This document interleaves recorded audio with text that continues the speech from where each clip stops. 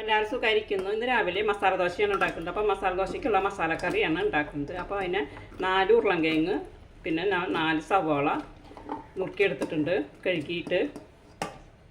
അപ്പോൾ ആ നുറുക്കിയത് അതിലേക്ക് ഇട്ട് കൊടുത്തു. മസാല ദോശയ്ക്കുള്ള മസാലക്കറി ആകുമ്പോൾ നല്ല തിക്ക് കറി വേണമല്ലോ.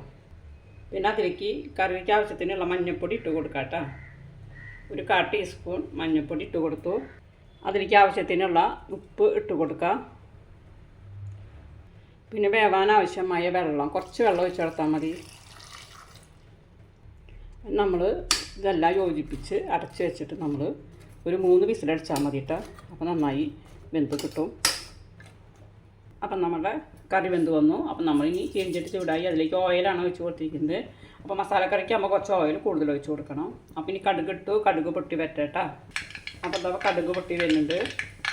അപ്പോൾ നമ്മുടെ കടുകൊക്കെ പൊട്ടി കഴിഞ്ഞു. അപ്പോൾ നമ്മൾ വറ്റമുളക്, പച്ചമുളക്, കറിവേപ്പില, ഇഞ്ചി അത് അതിലേക്ക് ഇട്ട് കൊടുക്കാം കേട്ടോ. ഇതൊക്കെ നന്നായി ഒന്ന് മൂപ്പിലാക്കാം.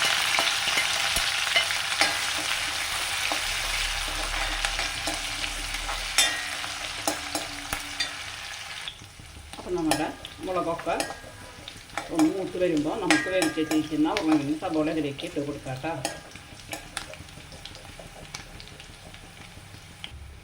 അപ്പോൾ നമ്മുടെ പച്ചമുളക്, ഇഞ്ചി അതൊക്കെ നന്നായി മൂത്ത് വന്നു. അപ്പോൾ നമ്മളത് വേവിച്ച് വെച്ചിരിക്കുന്ന ആ കുക്കറിലേക്ക് തന്നെ ഇത് ഓയിൽ ഒഴിച്ച് കൊടുക്കാം കേട്ടോ.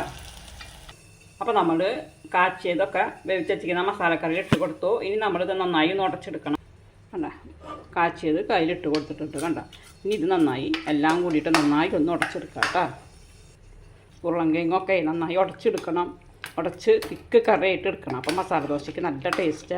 പിന്നെ മസാല ദോശയ്ക്ക് കാച്ചുമ്പോൾ നമ്മൾ കുറച്ച് ഓയിലാണെങ്കിൽ ഓയിൽ, വെളിച്ചെണ്ണ ആണെങ്കിൽ വെളിച്ചെണ്ണ, നെയ്യാണെങ്കിൽ നെയ്യ്, എന്തായാലും കുറച്ച് കൂടുതൽ ഒഴിക്കണം.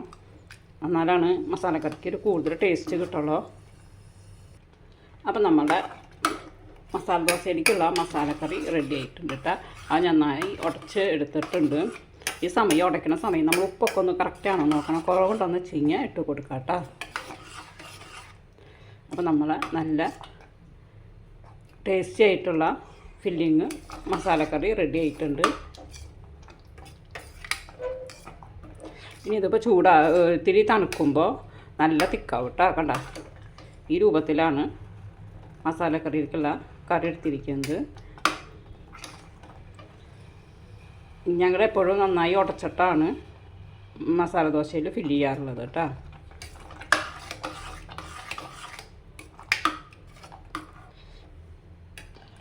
അങ്ങനെ നമ്മുടെ മസാല ദോശയ്ക്കുള്ള മസാലക്കറി റെഡി ആയിട്ടുണ്ട്. അപ്പോൾ എല്ലാവരും ഇതേപോലൊക്കെ ഒന്ന് ചെയ്ത് നോക്കണം കേട്ടോ. നല്ല ടേസ്റ്റാണ് മസാല ദോശയ്ക്ക് ഇത് വെക്കുമ്പോൾ, ഉള്ളിൽ വെച്ച് കഴിക്കുമ്പോൾ.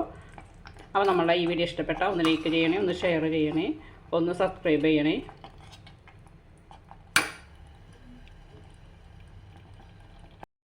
അപ്പോൾ നമ്മൾ എല്ലാവരും രാവിലെ ഭക്ഷണം കഴിച്ചോ? ഞാൻ രാവിലെ ഭക്ഷണം കഴിക്കാണ് കേട്ടോ. രാവിലെ മസാല ദോശയാണ്, പിന്നെ ഉള്ളിച്ചമ്മന്തി.